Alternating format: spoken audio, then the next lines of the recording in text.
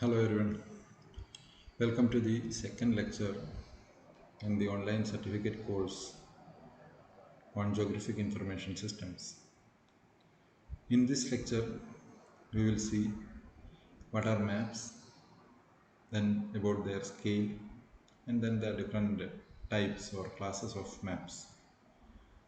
Okay, so then we will see what is the difference between a map and a map that is being created in GIS. Okay, that are all the things that we are going to cover in this lecture number 2. So as we know, maps are the most efficient shorthand, if we say that, in order to represent locations of objects with attributes and their spatial distributions. If you just think of a map, so what are all the things there? It is nothing but it's a representation of the real world. Okay, a real representation of the real world and how the objects are placed, how the objects are represented with certain entities. Okay, so it is and how do we measure how do we map that? We have to measure the objects, we have to document that, then we are going to store that as map. Okay, and normally we are keeping the maps on papers, and paper is used as a medium. Okay, so it is a the real world representation in a scaled manner. Okay, we are using certain scales in order to represent, and that is why what is happening, real world is reduced, or that is simplified and reduced in size. Okay, that's a map. So we can say that a map is the representation, a scaled representation of real world. Okay, and they are, we say that a picture is more efficient than 1,000 words, or like that a map is more powerful than we describe the entire thing in sentences or paragraphs or pages. A single map will do. Okay, it can accommodate many details. Okay, so that are the maps. And when you talk about digital mapping, so then we will have to talk about why we think of digital mapping. If the maps, the existing paper maps are powerful enough, so why did people think of digital mapping or computer assisted cartography? So in order to understand that, we have to see what are all the things that a map is providing us. The maps normally they show spatial locations and its attributes. Spatial locations, when I say, so they are the points, polygons, lines and all that are all shown, and they are shown in a spatial, and they are spatial locations only. You cannot show something which is not there on the real earth, on the earth surface. If it is not there, you cannot show that also on the map, then the map is wrong. Okay, so they are showing that spatial locations and their attributes. Attributes, we'll see that what is the difference when you talk that in terms of maps and in terms of GIS. We will see that very shortly.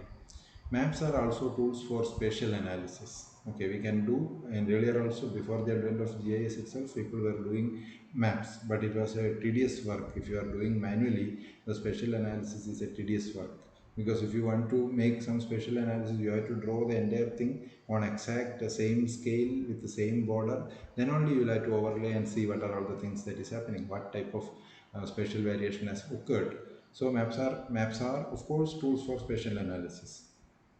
Okay, maps of the same. And how do we do this spatial analysis? For that, we have to have maps which are produced of the same area but at different times. Okay, so if that were so easy, that is using the paper maps for spatial analysis was so easy, people would have been using that. Even now people would have been using that. Spatial analysis is much easier with that.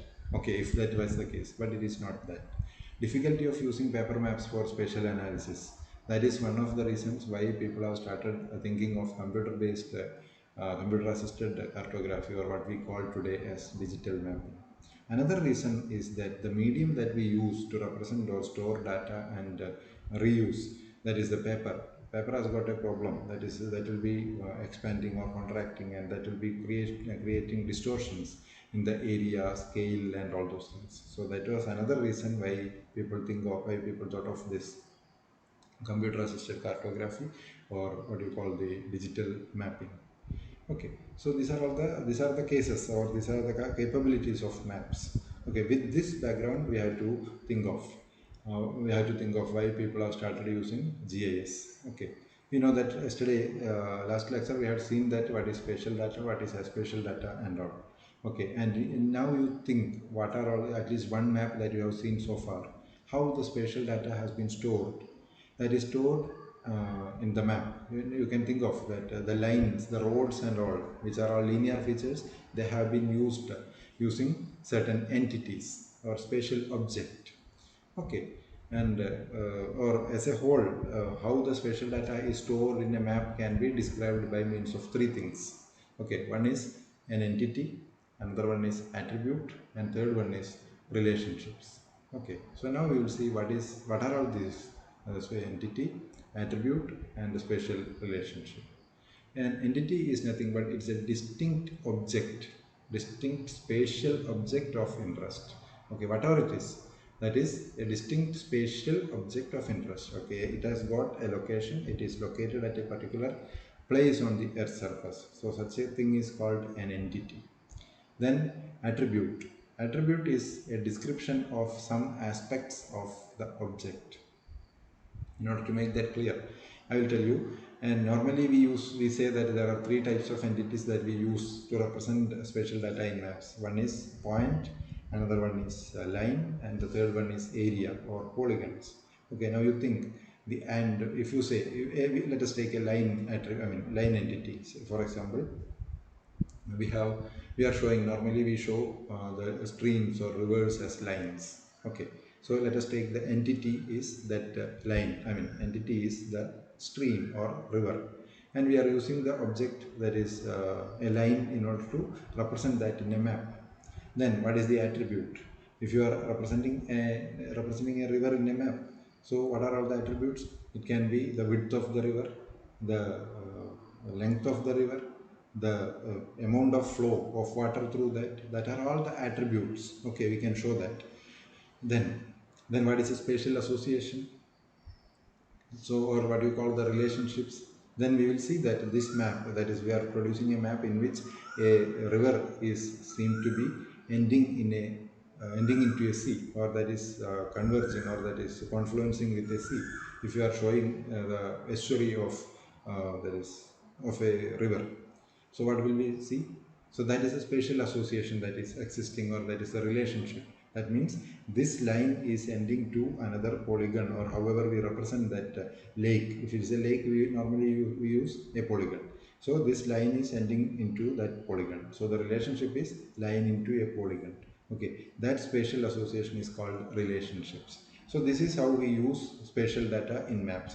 That is, an entity will be used, its attribute will be described, then its relationship with other entities will also be explained. So these are the three terms or three concepts that we normally use in the case of maps, normal case of maps. But there are problems. If we see the same spatial data in GIS, there are certain limitations for these concepts when we use it in the maps.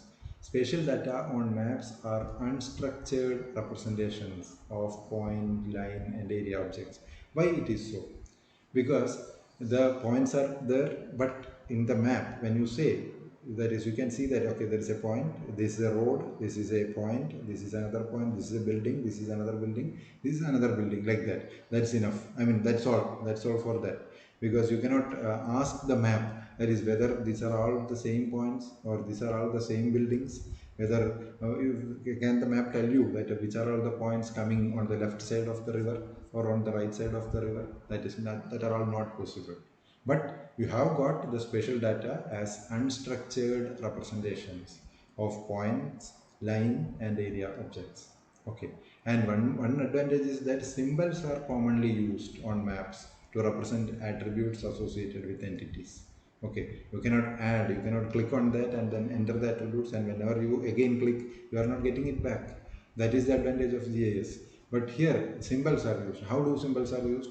If you are showing a national highway, you can put a particular style of, you can use a particular style of lines. If you are using a state highway, you can use another line.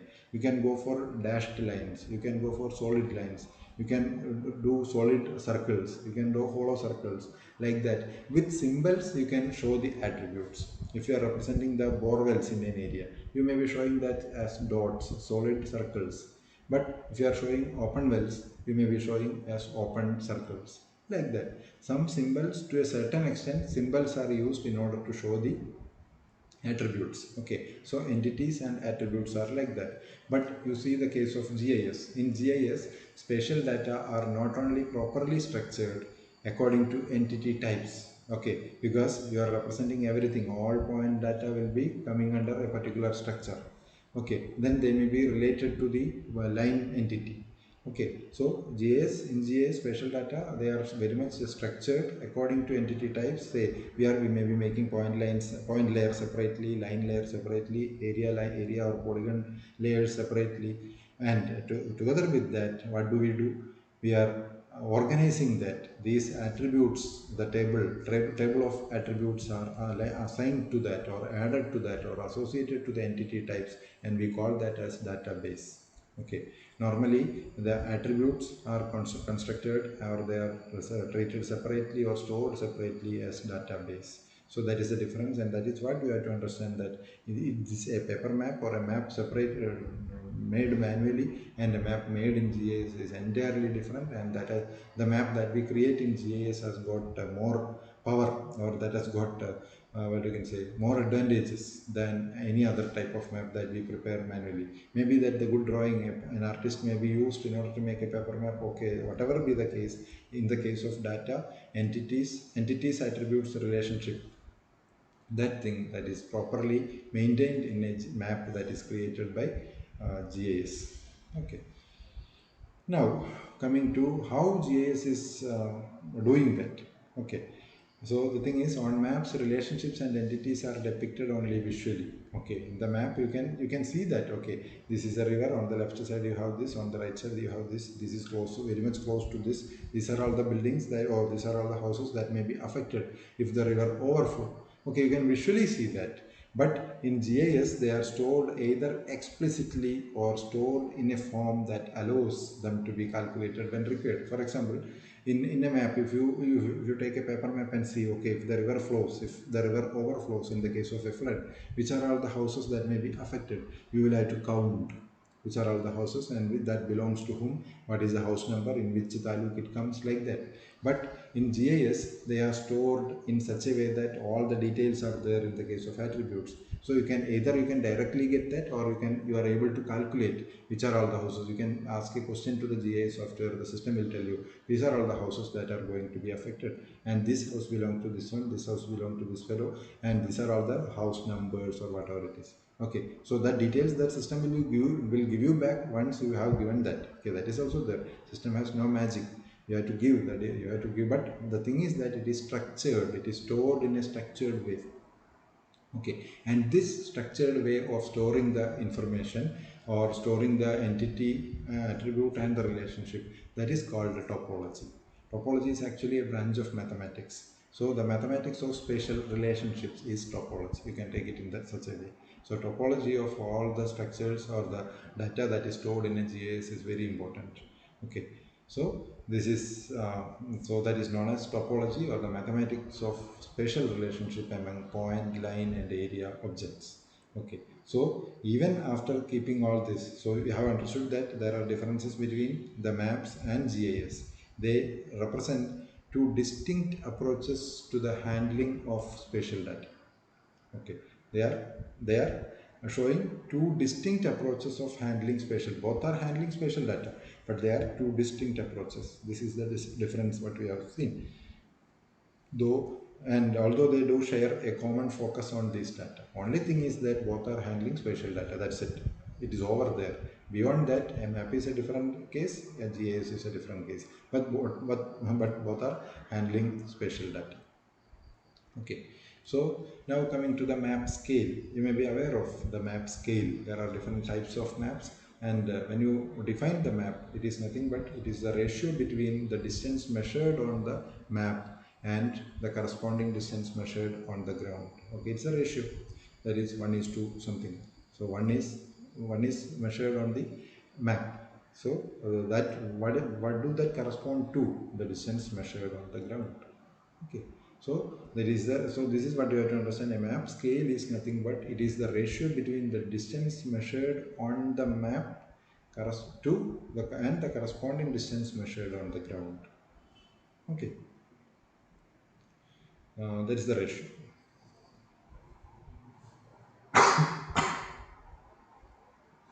And there are three common ways.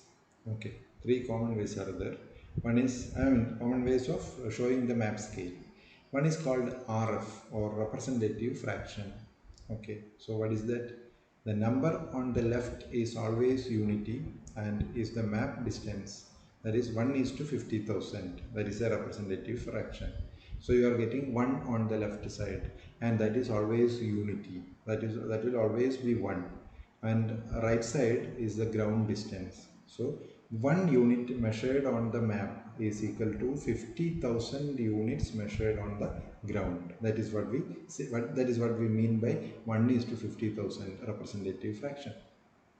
Okay, number on the left is always unity, that is 1 is to 50,000. So 1 unit, if you take 1 centimeter, 1 centimeter when you measure it on the map, that is corresponding to 50,000 centimeters on the ground. So how much is 50,000 centimeters? 50,000 centimeters is 500 meters. Okay, you divide it by 100, you are getting it meters, or 0.5 kilometer. So 1 centimeter when you measure on the map, you are actually measuring, or you are actually showing 0.5 kilometer on the ground. That is the representative fraction, RF. Okay, and the thing is that you are not showing any units there, no indication about the unit of measurement. If you are measuring 1 centimeter on the map, okay, it is like that. If you are measuring 1 meter on the map, you are actually corresponding to 50,000 meters on the ground. That is the important thing.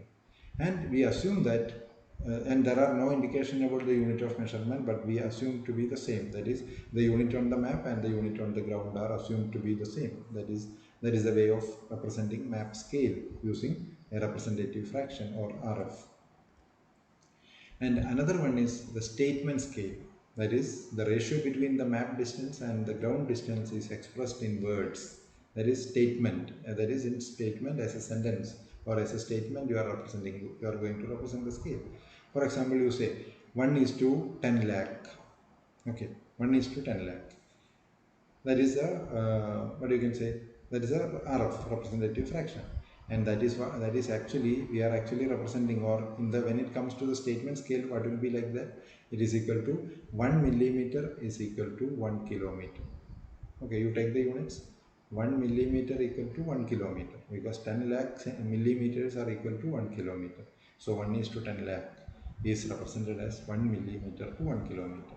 Or when you write 1 millimeter to 1 kilometer, you have to understand that the representative fraction model of showing the map scale is 1 is to 10 lakh. Okay, I hope you got it, the statement scale. And then we have the bar scale. That is nothing but it is the linear graphical scale. You might have seen that is 50, then 100, and then again 150 or 100, 50, 200, like that. That is showing a linear graphical scale. These things, these scales and all, we will be seeing in detail when we will be making our own layouts and all using GIS softwares. Okay, so these are all the types of, three types of scales. That is, one is representative fraction, statement scale, and bar scale. At least understand that these are the three common methods of showing the map scale.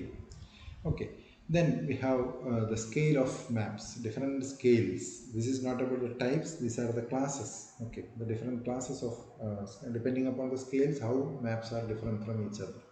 One is the large scale maps. That is, large scale in the sense the representative fraction is large. That is, 1 is equal to 50,000. Okay, so what does that mean? 1 centimeter is equal to 0.5 meters. Okay, 0.5 kilometers. But when it comes to another small scale, that is 1 centimeter is equal to that is 2,500. Sorry, 2.5 kilometers. Okay, in the case of 1 is to 50,000, 1 centimeter is representing 0.5 kilometers only. Whereas in the case of 1 is to 250,000, you are representing 1 centimeter is representing 2.5 kilometers, just 5 times the scale. So what is the difference actually? So when do you need the large scale maps? For certain purposes like engineering, constructions, land development, where each cent or each centimeter or each feet is important, you have to have large scale maps, or even the minute details should be produced there. Okay, whereas small scale maps are used for a regional map for just the representative purpose. For example, our Kerala map, India map, boundary maps, and all. They for that we just need to have the representations just to show that. Okay, you are not bothered about the millimeter differences in scale and all distances and all, no problem. Whereas medium scale is in between these two, this kind of distortions and the scale differences, the distances, that will be managed, but at the same time it is not that much large, but at the same time it is not that much small also.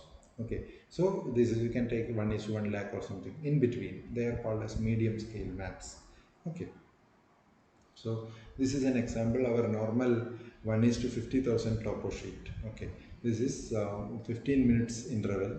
Okay, this way and this way. So this is 1 is to 50,000. So in this map, you will be representing 1 centimeter on the map is actually representing 500 meters or 0.5 kilometer on the ground. Whereas this is 1 is to 250,000. 1 lakh to 1 is to 2 lakh 50,000 scale.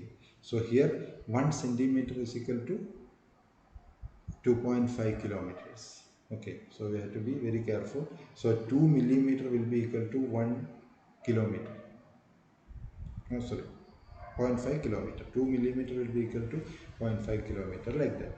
So the difference is that this is a small scale map, and you can see that here the area covered will be just a very small area, whereas in the case of small scale maps a large area will be covered.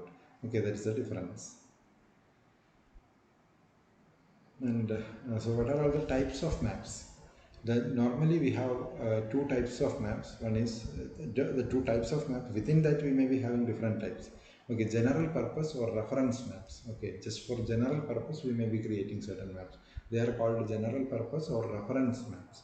Okay, our atlases or boundary or administrative boundary map, like that, just for general purpose, and we have to show tourism maps and all, just where it is exactly, and we are not bothered about what are all the road type, whether it's and we may be showing just general information only, major locations, major roads, major streams and all, like that. Only important major information will be there. It is a general purpose or reference map. Whereas the second type is special purpose or thematic maps. If you are making a geologic map, it's a thematic map of geology. If you are making a mineral map, it's a thematic, if the theme is minerals there. And if you are making a soil map, what are all the soil types within that area. And if you want to show the rainfall distribution, that's a thematic, the theme is rainfall, like that. So each theme can be taken as a separate one, and our purpose may be about studying about that particular theme, and that is why we consider that as a special purpose or thematic maps. Okay, so these are all about basic information about maps. Okay, and in the next lecture we will be going to how these are all shown and how the maps are produced, say like how we are getting the geographic information actually into this, what are all the processes involved, like coordinates, the different coordinates, latitude, longitude, or plane coordinate systems, the concepts of geodesy, all those details we will be covering in the next coming lectures. Then about the projection, how the global, I mean the globe is converted into the 3D globe is projected onto a flat surface, or a 2D map is produced. So that are all the subject of our coming lectures. So that's about the types of maps, the classes and scales. So thank you for watching that. Okay, thank you very much.